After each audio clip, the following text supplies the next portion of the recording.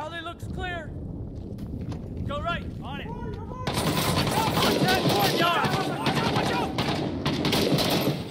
Suppressing fire! 6 Days in Fallujah, an upcoming tactical shooter, just released a bunch of new gameplay videos as well as some specific exclusive information just for content creators. And I'm going to spend the next few minutes running you through each one of those things. Let's go. We just got our first eyes-on real gameplay of the upcoming tactical shooter, 6 Days in Fallujah. 6 Days in Fallujah is in development by Victura, a publishing company featuring developers from Bungie that have previously worked on games like Destiny. It's scheduled for release in late 2021. We don't have a specific date. We do know just late 2021. And it's coming to consoles and to PC. The community manager for the project pushed out an email to content creators that features a bunch of exclusive images and some exclusive video, as well as a more detailed explanation of some of the news that was bundled in their initial press release yesterday. I'm going to kind of run through what we have access to, make sure everybody's on the same page, give you my thoughts on everything we've seen so far, and kind of go through my wish list on this game. So first, the big announcement that we all saw is this system that's being described as Procedurally Generated Cqb. The name that they're using to describe this system is Procedural Architecture. I'll be honest, I'm thrilled to see this feature being included. I think we all are. I'm a little bit skeptical, but I am thrilled. Some of you guys who follow me on Twitter might remember that a few weeks ago I posted what would be my perfect game, the perfect tactical shooter. If I could just invent a game myself, design it, and publish it, it would include first and foremost something along the lines of Procedurally Generated Cqb. That's because it adds replayability and it doesn't allow you to memorize the map or get an advantage by just knowing the meta of a level or a environment. Procedurally Generated Cqb, as is described in the 6 Days in Fallujah trailer, looks like it's going to deliver to us not only something that is procedurally generated and fresh and new each time we play, but beyond that, it actually looks convincing. It looks like a level designer actually made each one of these. It's not your voxel style procedurally generated environment. Instead, it looks like they have gone into some incredible detail designing individual assets. So it might just be a wall or a door frame or a single room. And then they've created a procedurally generated system that takes those highly detailed assets and pieces them together to create an environment that feels new every single time. In the press release, they go into a little bit more detail on how they're going to implement this feature, and they describe even in the campaign, if you're playing, your experience is going to be different than everyone else who plays. And if you're playing and you die at a certain point in the level, when you respawn, the environment is going to look completely different. This prevents people from doing what they describe as recon by death, where you just push, die, respawn, you know all of the enemy locations up to that same point, and then that gives you the advantage of being able to continue on. No, instead you're going to have to rely on tactics and teamwork and doing it right, and that's all because of that procedurally generated terrain and that procedurally generated architecture system. Really impressive, really well done. And I might add also that it's not just the building externally, it's also all of the skins inside the building, all of the textures, all of the furniture, all of the interior, and they're putting a lot of effort into make this thing feel really immersive and really convincing. And based off all the footage I'm seeing in this video, I think they've achieved it. We won't know for sure until we see, but I think they have achieved it. One of my only concerns is whether or not we're just reskinning buildings over and over again. Specifically, this 10-second loop that they sent content creators, where you see these two Marines approaching to enter this building, but the two windows and the door don't move the whole time. That might just be to create a really convincing GIF. I'm thinking that's probably what it is, but the two windows and the door never move. So even though you might have a different skinned building, you're still going to approach and enter that building the same way every single time. Just as important as the procedurally generated Cqb environments is the enemy that occupies that environment. I'm going to read directly from the content creator exclusive press release straight from the developer here. They say, until now, many military shooters have either limited enemy AI movement to a small space or grossly simplified their behaviors, making enemy tactics too simplistic. In 6 Days in Fallujah, AI enemies are free to move across the entire game world. They can coordinate activities with each other, and they can deploy very sophisticated tactics anywhere. We're going to talk a lot more about this in the future.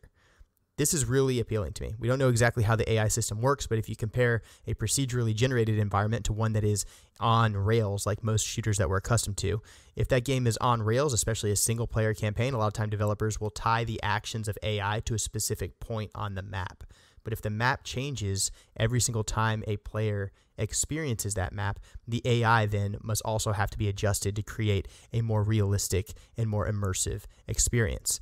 What I'm hoping they allow the AI to do is give them priorities. So, for example, if that AI is suppressed, tell them to take cover or to break contact. If that AI has a high degree of motivation or is inspired to be on the offensive and gain fire superiority, that AI should feel confident maneuvering against you and using his own tactics to fix you and then move around to that alley on your flank that you're not ready for and press you from that direction. Similarly, if the AI does become overwhelmed or if you do gain an advantage over him, once he actually goes into a building, he shouldn't just come walking around choke points over and over again and creating this ridiculous pile of bodies in a doorway like every other CQB shooter that any of us have ever played. Instead, a wise enemy who is prepared to fight and die is going to barricade himself carefully in that room. He's going to put himself deep in the room, deep in darkness, behind cover, behind something that's going to stop bullets, where he can just get his muzzle through a murder hole and just lay down heavy volumes of fire on fatal funnels as you try to get inside. If the enemy acts like that, if they are that dangerous, it's going to significantly change the way players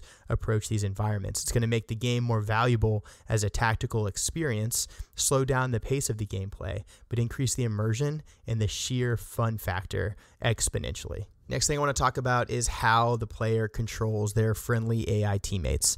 The developers are bragging about something that they call the Go command. It's being argued as this highly simplistic feature that allows you to rapidly tell your teammates what you want them to do. Instead of these really complex radial menus where you have to press and hold a key and then select a specific task for a specific AI teammate to perform, no, the Go code instead will interpret what they believe the player is attempting to achieve and then have your AI teammates execute that action. A couple of the examples that we saw in the trailer. First, we see the player take contact from a corner deep down an alley. He presses that corner, pies it, takes contact. As he pies it, moves over to take cover behind a little vehicle, returns fire, and then with a single tap tells his teammates to suppress the point where he is taking fire from. Alley looks clear. Go right. On it.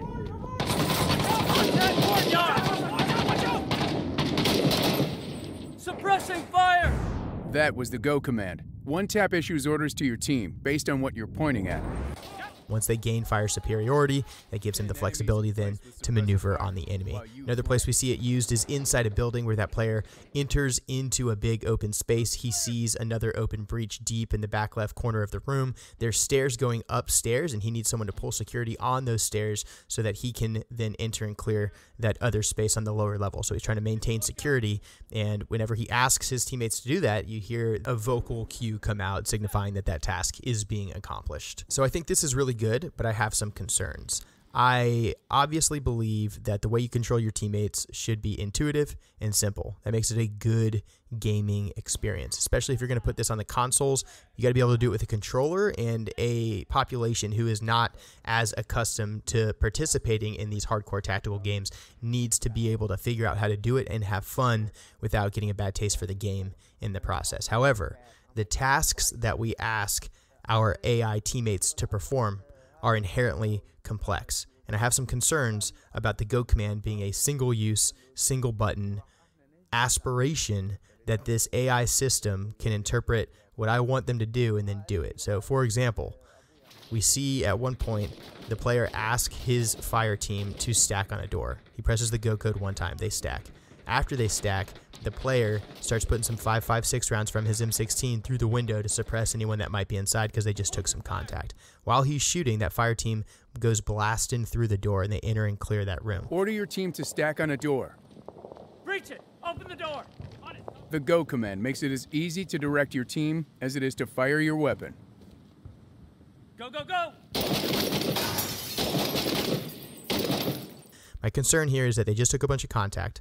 If that is me in that situation, I'm not going in that building until I've filled it full of hand grenades, especially if I'm reasonably confident that the enemy who is just shooting at me is now in that building. And I don't know that as the go command exists right now, or as it will exist 6 months from now or 12 months from now when this game finally releases, if it is equipped for me to ask my AI teammates to do complex tasks like throw frag grenades into buildings before they enter and clear, or allow me to select a specific method of breaching, whether I want to go explosive, throw a flashbang, throw a hand grenade, use a shotgun to defeat a lock, or use a ram or a pry bar or some other means of breaching. Like, those are decisions that I as the player want to be able to make. And I personally want to be able to do it in first person as the player, but I also want to be able to ask my AI teammates to do it as well. So I hope that's being considered. I hope there's a workaround and we're not just at the whim of the system to solve those problems for us. The go command should be simple, it should be intuitive, but it should allow me as the player to solve those problems, because that's why I'm buying the game. The other big news that we got from the studio yesterday was that co-op play is now confirmed. So I haven't heard anything about PvP, and frankly, I hope they're not worried about PvP. This should be a co-op game, and that should be the focus. That's where it's going to thrive. But they did confirm co-op yesterday. We don't really know what that looks like. They said that they'll be talking about it more in a few months in the press release email that content creators have access to. So once I learn more about that from the devs, I will certainly come back with my opinions on it. What I'd say is I am concerned that a co-op mode in this game is going to feature 2 players, each controlling AI fire teams. I don't think that would be ideal.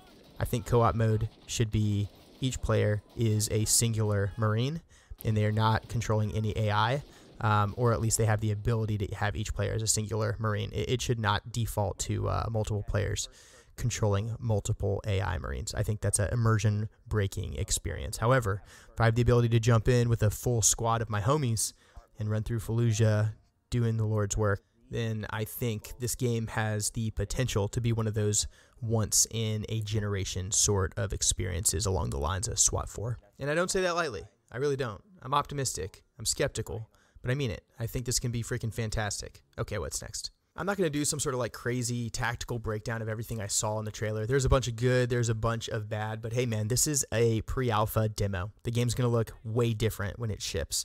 But I am going to talk through some things I saw, which I think represent features, and those features are probably going to stay in, or at least I hope they stay in. So let's start at the beginning. We saw a bare bones M16 A2 throughout. I think that's, you know, not a huge deal.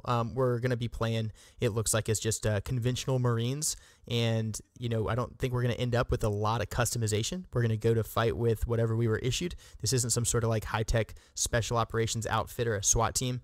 We're just conventional Marines, and we have a real tough challenge and limited equipment to accomplish our objectives, and that is okay. That means we're going to be gameplay focused, and that's fine. Point shooting, which we've talked about on the channel a little bit before, seems to be incredibly well modeled. We're talking about close combat, CQC, CQB, really scary environment, and shooters are not always going to shoulder their weapon and aim down sights to engage targets. Whenever you have the opportunity to, certainly, you know, beyond 25, 30 meters, you'll be aiming down sights. But for a lot of these close quarters engagements, especially ones in buildings, you're not necessarily going to aim down sights and achieve a proper sight picture. You're going to get that gun shouldered and pointed at your enemy. You're going to look over the top of that weapon system, and you're going to exercise point shooting and reflexive fire based off of muscle memory and achieve fire superiority and kill your man in that way. And it seems to be modeled extremely well. And I look forward to seeing how that works out. Throughout the whole video, we didn't see any HUD, like zero HUD. I don't know if that's just because they're trying to show off a cinematic vibe and they're just going for that old school Battlefield reveal gameplay trailer kind of, you know, aesthetic, but there was no HUD. I think that's good. I think that there are things that a HUD adds value to. I do want the ability, for example, to perform a pressure check of my magazine. I don't necessarily need to see exactly how many bullets are in there, but real world, I'm going to understand the weight of that mag, and that'll indicate to me approximately what percentage it is full, whether it's half or a quarter or a third or whatever. I can kind of get an idea of the weight of that thing, and hopefully that's something that they're able to model to be determined. I also think we need some sort of indicator that we were in close contact with our buddies. So we saw a lot of shoulder tapping and squeezing and getting real tight in the stack, which is all awesome. I've always wanted a good shoulder tapping feature, and what I mean that is when you're in the stack and you squeeze the guy in front of you as an indicator quietly, nonverbal, to go ahead and enter and clear that room. That's a real world tactic or a technique or a procedure that most games fail to model, and it looks like 6 Days in Fallujah is going to attempt to get that right. But I want to know whether I'm in co-op or it's an AI buddy behind me, that they are in contact with me and they've given me that tap and it's time to push. So I hope that there's a consideration to make that happen. Throughout the gameplay, we experience kind of these low drones and this ominous kind of hum and music in the background. I got you. Alley looks clear. Go right. And I think that that's okay. A lot of folks would prefer just probably atmospherics that represent the environment. I'm okay with some of that cinematic feel. SWAT 4 does it incredibly well, and I think this game kind of is attempting to achieve some of that feel in a military environment, and they appear to have done that, at least in the gameplay we've seen so far. So I hope they keep it. I hope that they just kind of closely monitor it. It shouldn't be a soundtrack or, an action sequence kind of movie vibe, but it should make the player feel a little bit on edge. And the right soundscape, I think, goes a long way to making that happen. There was a bunch of voiceover work done. The AI do a lot of shouting. A lot of it seemed to make sense. One thing I did notice at one point is that they were in the stack inside a building, and it sounds like the player goes, "Get on my back" or "Get my back." And he's basically calling out to the people behind him. He's basically saying, "Hey, do I have a two-man? Do I have a stack behind me?" Get my back! Go, go, go, go, go, go! And then those AI teammates behind him say, "Go, go, go, go, go," which makes me wonder if there's a mechanic where you're able to jump into different points in the stack and then exercise that go code that we talked about earlier and use that function to get in the room with your AI teammates, performing as though you're just one of them without messing up the whole sequence there. Weapon manipulation on the whole looked really good. It's a naked gun, so you're not doing a lot of like messing with lasers and stuff like that. I don't think. We haven't seen any night vision stuff yet. We did see some white light, just guys using overt white light to clear, and the dynamic lighting from that white light looks really, really good, and it's not super wide, so it's kind of got this eerie feel whenever you're leading with white light as you clear these rooms. And then there also appears to be this system that allows you to go to the low ready to avoid flagging your teammates. Reminds me a lot of how we manipulate our guns in Ground Branch. I don't know if in 6 Days this is a player input or if it's happening automatically. Either way, clearly there's an effort towards realism here that they're trying to achieve, and the fact that we're not pointing our guns at our friends is a good indicator that we are on the right path. We've seen a couple different ways to enter a room. We've seen the player kind of reach up, grab the doorknob, throw the door open, and then we've also seen the player kind of check his way into the room or kick or like kind of blast his way through the door in a more kinetic or dynamic fashion.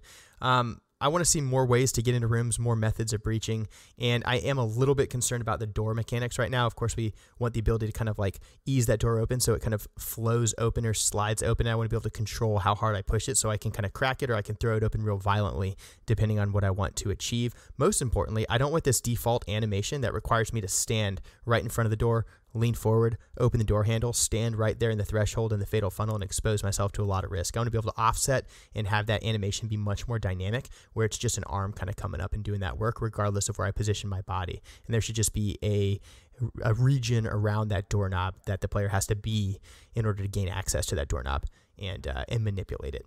The other thing that I was really excited to see was civilians. We're not just killing everything that moves. Like, this is a city with innocent people and women and children and innocent men living in it. And so you have to check your targets. You're going to end up experiencing these shoot, no shoot situations that present ethical dilemmas and just really, really challenging environments. It's one of the reasons we all love games like SWAT 4. Hopefully 6 Days is able to achieve that as well.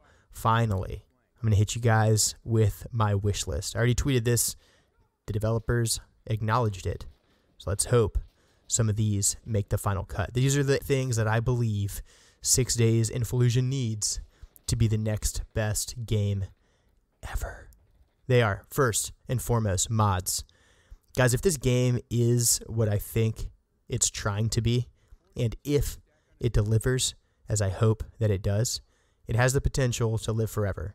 It's 2021. I'm still playing SWAT 4. SWAT 4 released in 2005. I want to be playing 6 Days in Fallujah in 2031.